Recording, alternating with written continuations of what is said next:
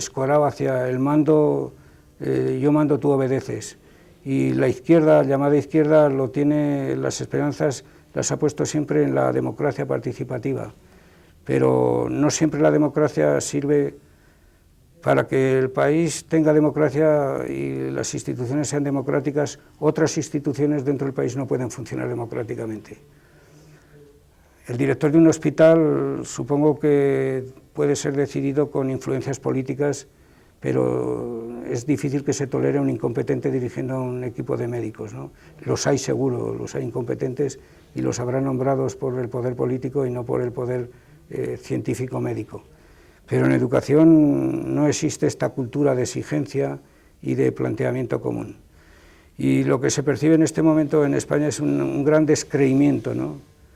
Hay como una sociedad pedagógica meliflua que no tiene energía, que no enerva una política y una acción con una mira, y entonces hay crisis de contenido y de fines. Después hace falta un equipo que coordine, que imponga y que exija, pero que dé también, ¿no? Que dé. Y en España, con los últimos gobiernos anteriores a este, del Partido Popular, la inversión, según la OCDE, cayó en medio punto, es decir, que hemos perdido puestos. El afán se está poniendo en la privatización, que en España tiene un significado especial, no es equiparable a otros contextos, o es peculiar el contexto dentro del macrocontexto. Se tiene una línea argumental político-ideológica que incluso es asumida por los partidos de izquierda, en el sentido de que la escuela privada es más eficaz que la pública, y esto no es verdad. Lo que es verdad es que el tipo de base social que tiene la enseñanza privada es más alto que el de la pública. Hay un caso que se debate allí con mucha claridad en sus consecuencias. España, como toda Europa, tiene un problema de migración de los países magrebíes, el este de Europa, chinos, es decir, hemos entrado en la sociedad multicultural, siendo un país que fue de migración, se ha convertido en un país de recepción de migrantes. Un 8-10% de la población escolar pertenece a países y a familias que han venido como emigrantes trabajadores. Emigrantes trabajadores, no funcionarios extranjeros, que esos no tienen problema en ninguna parte del mundo. Este alumnado tiene obligación de aceptarlos la enseñanza privada concertada, la que es financiada por el Estado. Sin embargo, solo un 8% del alumnado emigrante está en los centros privados, porque son derivados a la enseñanza pública, que tiene obligación de recogerlos, ¿no? Es decir, ese problema es un tema peliagudo en la política española. Somos el país que dentro de la OCDE tiene más alto porcentaje de enseñanza privada primaria y secundaria. Estamos al 33% de la oferta educativa es privada, financiada por el Estado pública.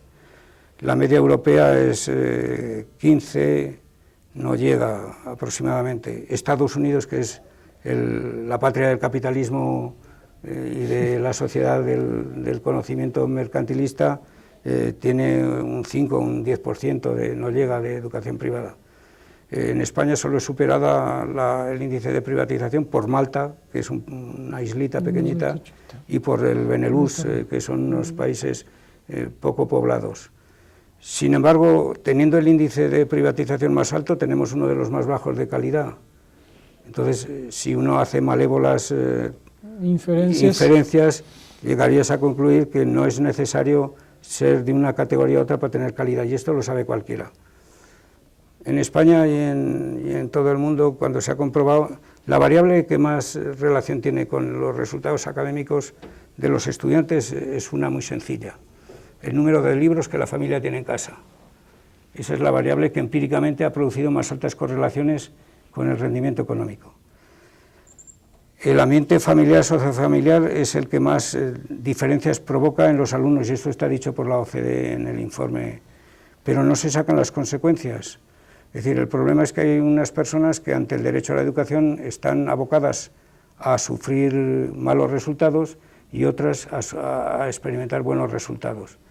Entonces, una política de integración social, una política de solidaridad y una política de inclusión exige la justicia distributiva de apoyar al que más lo necesita, cosa en la cual coincidió Jesús de Nazaret y Carlos Marx, dada cada cual lo que necesita, aunque también está el efecto Mateo, que consiste en lo contrario. Bueno, pero es en otro contexto. Es en otro contexto, y este es un problema allí muy grave porque están socavándose las bases de la escuela pública, que tuvieron una base débil durante el franquismo, pero que en la transición a la democracia tuvo un afianzamiento muy importante, porque España con el franquismo dejó la enseñanza pública como subsidiaria de la privada, es decir, el Estado acudiría allí donde no acudiese la iniciativa privada. Este dogma económico lo han recogido los neoliberales de una forma brutal, que son neoliberales en lo económico y conservadores en lo pedagógico y en lo psicológico y en lo social.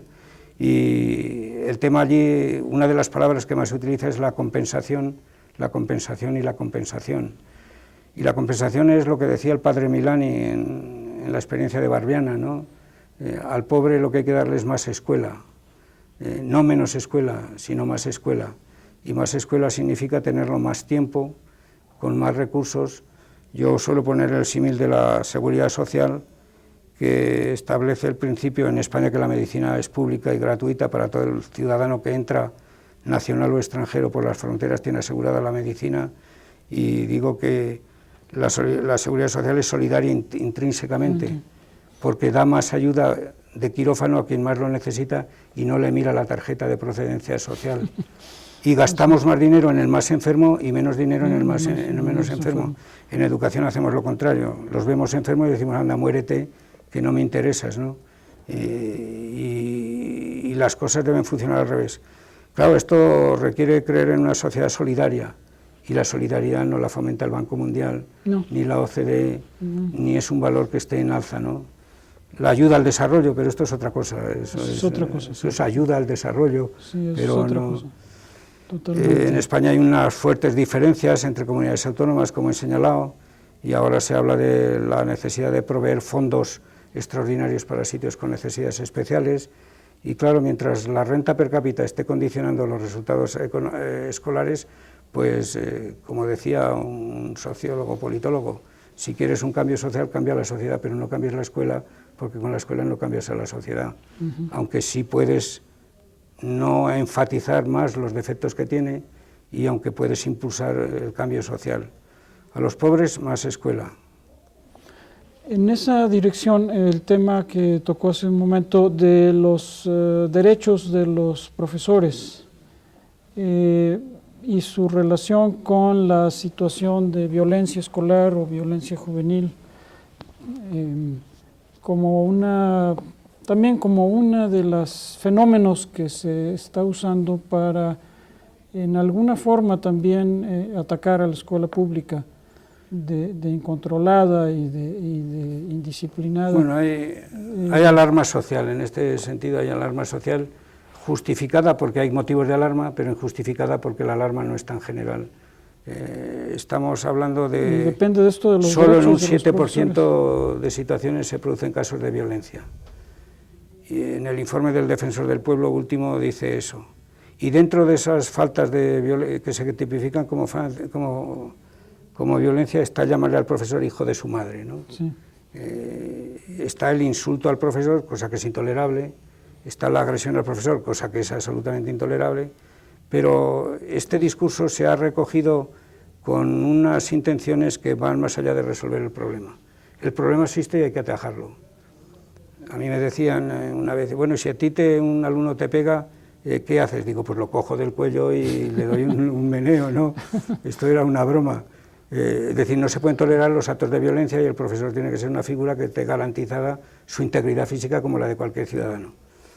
Después, con otro profesor comentaba yo una vez, preguntándole, ¿quién dice más veces estúpido a quién?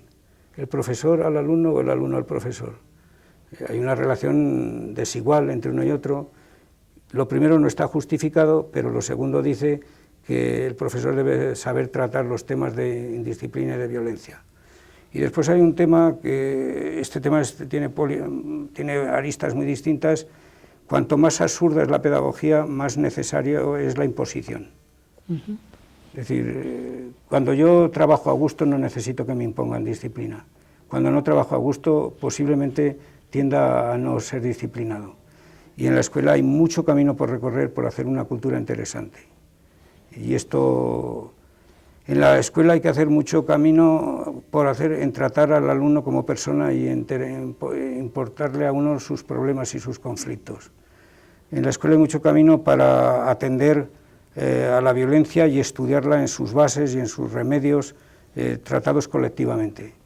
Yo recuerdo las experiencias de Alexander Neil en Summerhill, las experiencias de Freinet, que con la asamblea escolar de los niños, el padre Milani en las escuelas de Barbiana, con las asambleas de los niños se trata el problema de la violencia. Y el que rompe un cristal lo paga, pero no por eso va a la cárcel. Y si insiste, lo seguirá pagando, y si insiste habrá que aplicarle otro correctivo. La violencia en España, el discurso de la violencia escolar ha jugado el papel de alarmar a la población, porque estos casos solo se evidencian como tales casos de violencia en la prensa, y la prensa solo lo evidencia cuando se trata de malas cosas ocurridas en el sistema público, ¿no? Porque en el sistema privado no hay violencia. Habrá violencia, pero no aparece violencia. Los niños, por otra parte, siempre se han peleado en la escuela, siempre ha habido riñas. Yo recuerdo de niño que apedreábamos los cristales de la escuela, no teníamos ninguna intención de agredir a nadie, pero pues romper una farola... Era parte del título de adolescente. Eso formaba parte, no quiero decir que eso sea defendible, pero quiero decir que yo he llegado a ser un ciudadano respetable y habré cometido faltas en ese sentido. No lo justifico porque no tiene justificación ninguna, y un acto de violencia hay que cortarlo de raíz por el desprecio que implica a las personas, a los derechos de las personas, y si es del profesor, por supuesto. Pero en España la reacción que ha habido es la aprobación por parte de la Comunidad de Madrid de un decreto sobre la autoridad del profesor, y claro, esto hace reír un poco a las conciencias más sutiles, porque la autoridad del profesor no se impone por la ley, la impone la propia dignidad del profesor. A mí no se me revelan los estudiantes, pero tengo profesores de mi departamento que creen que se les revelan, y lo que hacen es que no tienen la capacidad humana de dialogar con los estudiantes y tratar las situaciones. Los conflictos hay que resolverlos donde se producen. En España y en otros sitios se están echando balones fuera culpando a la familia, y la familia tiene responsabilidad, desde luego.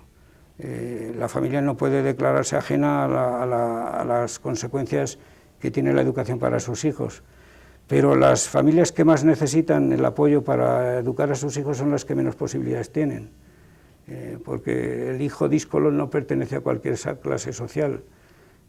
La violencia está distribuida socialmente, pero en la cárcel hay más negros que blancos, hay más subciudadanos que ciudadanos, hay más gente con peor origen de nacimiento, y esto no es casual, ¿no? En la escuela pasiva los violentos no son tanto las niñas como los niños, es un problema de cultura.